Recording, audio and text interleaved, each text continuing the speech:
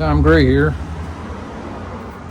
I bought a large miter gauge for my Dewalt worksite 74-911 table saw. There's nowhere to keep it, so I wanted to keep it with the saw. I also wanted to keep extra blades because if you've seen in my other videos, I sometimes use this for metal cutting. There's nowhere to keep those. So I made myself a little caddy for a large miter gauge and some extra blades that fits right on the saw portable stand and moves around with the saw just like it was originally intended. Large miter gauge is this thing. It's about 16 inches long, and it's made for a full-size table saw, but it works just fine on this thing. It's got a stop on it. It's just convenient to have the one.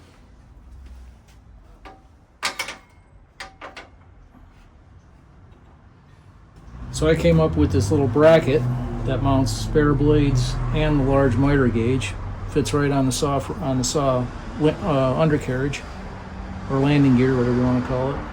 You can see from this view that I got plenty of hand clearance to get to the nut for the saw blades. I can still get to the riving knife and the upper blade guard. For stowing and transporting, plenty of clearance. One hand or two, no interference. I'll show you how I made it. Bird's eye view here.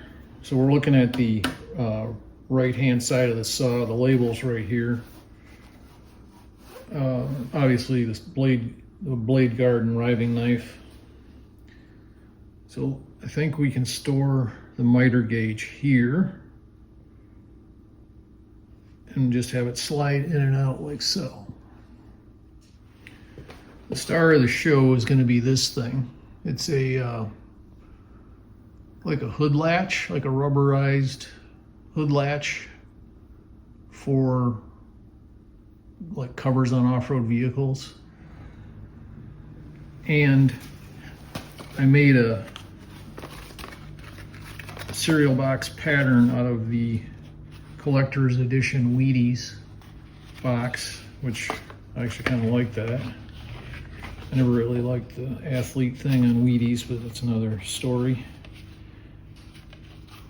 And it's going to go something like this, where this channel right here will hold the miter gauge, and then I can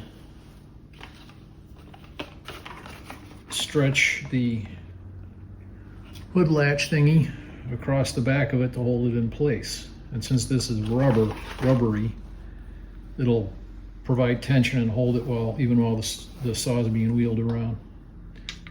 So let me see what I can do to come up with material for this. Well, I've got a bunch of scrap 14 gauge, just little pieces here, and a whole mess of it down there on the floor. And 14 gauge just sounds right. So that's what it's going to be.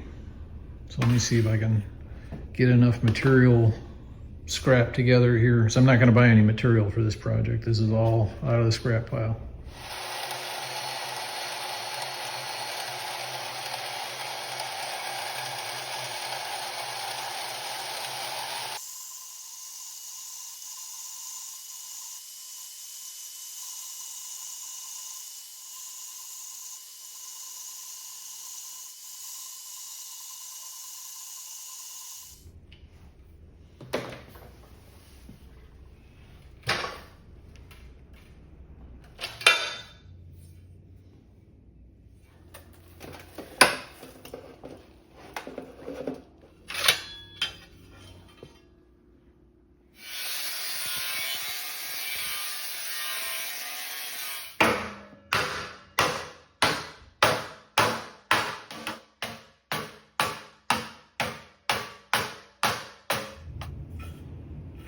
Nice. This is the spread of the 2 bolts that attach the frame to the undercarriage. So I traced out a 1/2 inch thick slot for the miter gauge.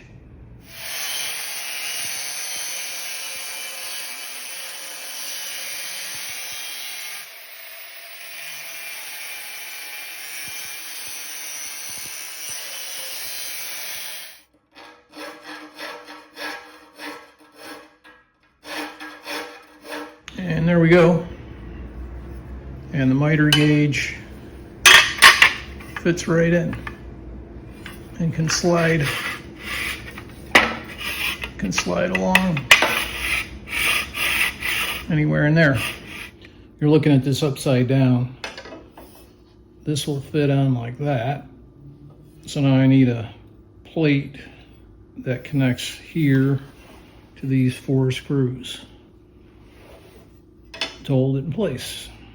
Want to span from that screw to that screw and from here to here.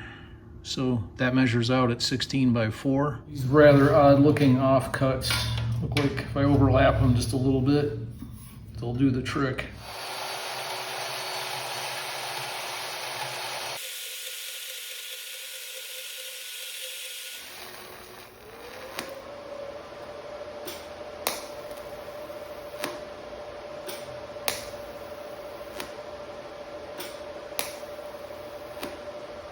Okay, we're right down on top of it now. So here's the 4 holes we want to hit. So a good way to make a hole pattern is take a piece of cereal box, crunchy pecans. I'll lay it over the holes I want to hit, the fasteners I want to hit. Just take a soft face hammer and just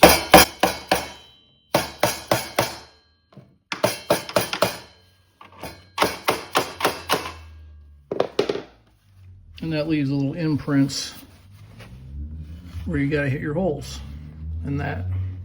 I marked the center of my pattern and the center of my new fancy piece of stock. I'm going to line those, align the edges, and then just roughly eyeball in where I want the centers of the holes on my cereal box pattern.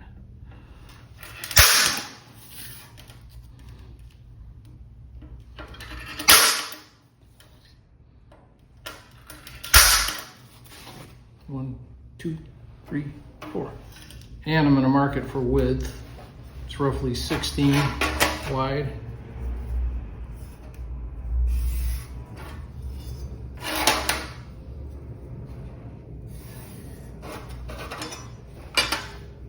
So I'll cut this out and drill those holes.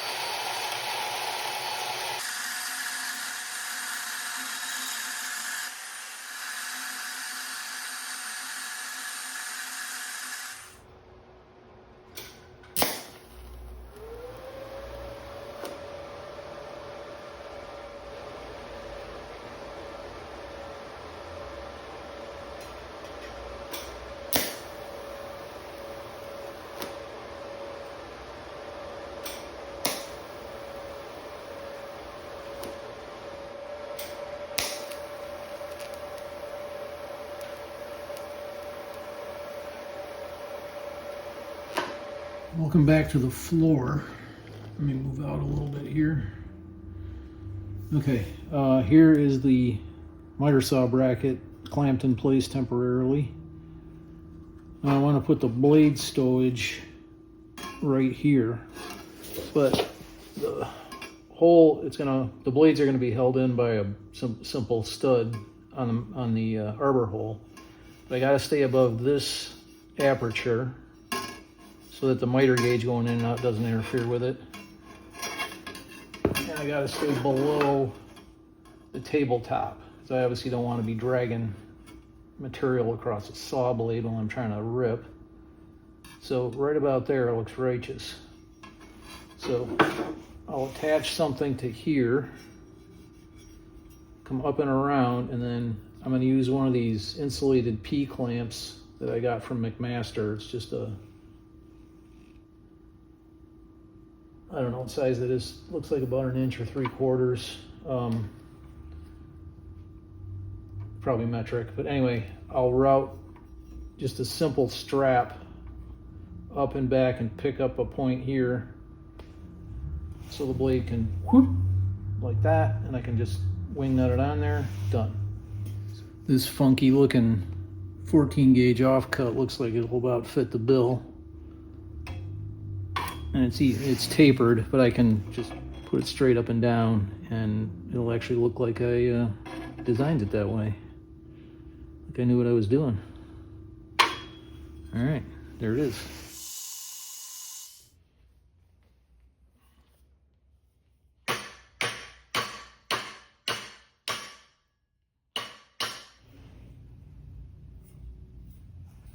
Something like that.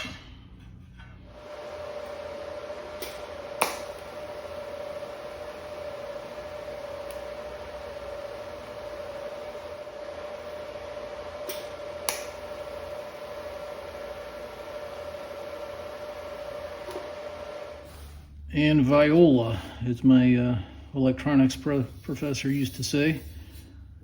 So it's sitting on the mounting points, just using the existing screws, they fit, so I just finger tightened them on there. The stanchion for the blade holder meets the clamp.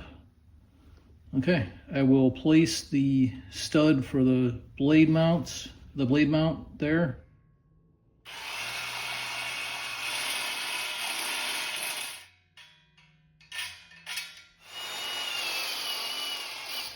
Now, before I finish weld, I nearly forgot. I got to put on the retaining strap, the hood hold down here. So I'll put an ear on here and just drill into that. This little piece of scrap ought to do it.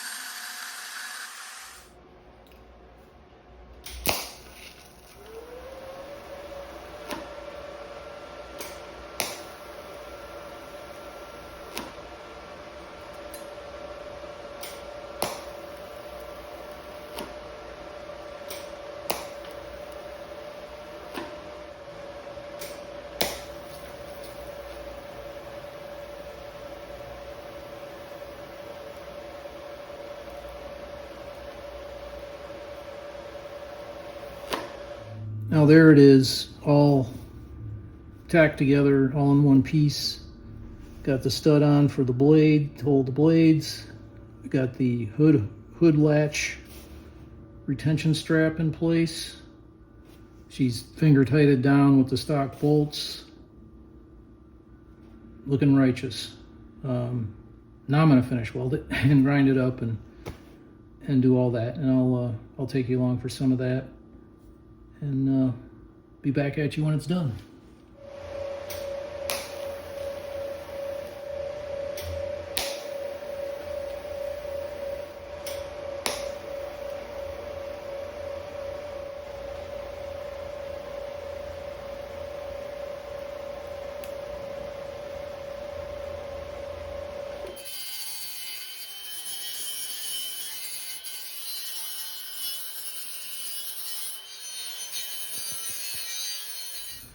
There it is, all sanded up and grinded up and Eased all the edges, nice and smooth. Now I'm gonna paint it. Our color choice is going to be flat black. The saw frame I think is like a satin black, but I don't have satin black. I got flat black, so that's what I'm gonna use. Welcome back to the floor. Final assembly time. So I'm gonna start with the hood latch thingy. That just attaches with some Phillips screws. And for the bolts, I'm going to put the little curved washer back on. And I'm going to put a little nylon spacer on top of it, just so we know the bracket is sitting above the powder coated metal here. On goes the bracket with the original bolts. Just fish them through here.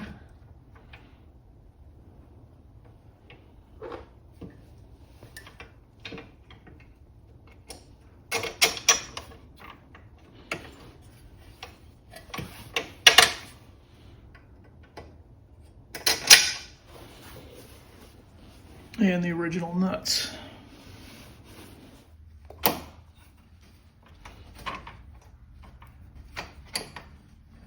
Then I'm going to attach the hose clamp on the blade mount.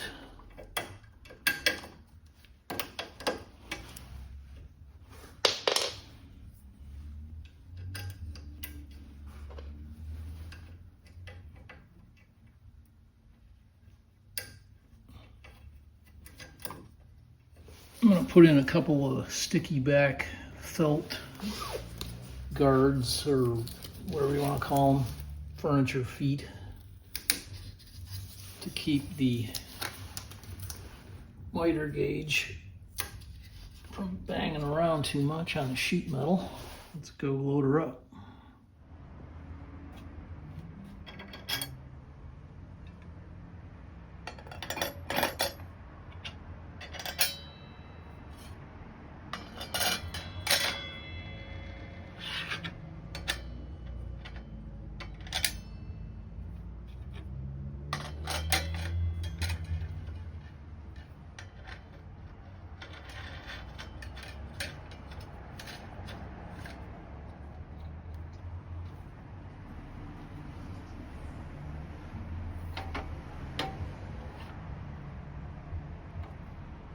And as an extra retention method, I'm just going to stick one of these cheapy hardware store clamps, spring clamps on there. Well, the only shortcoming, if you want to call it that, is I will have to make sure the miter, the stop is all the way over at the left before I stow the miter gauge. But the gauge itself can pretty well be anywhere along its travel.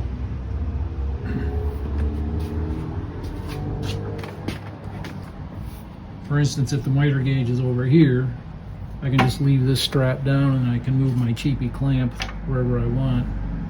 For instance, if I'm just coming off a cut and I've got the miter gauge set up like that, I can't use the retention strap. I use the cheapy clamp. Works just as good. Plus, I get to bring along an extra clamp in case I need it. Plenty of hand clearance to get to the little homemade wing nut here to get to the blade, so I can still get to the upper blade guard. Plenty of hand clearance, I can still get to the riving knife. And when I want to use the miter gauge, out she comes. And in the stowed position, plenty of room to get to everything. Well, I'm going to call this one a success, and it's on to the next project. I'll see you there and then.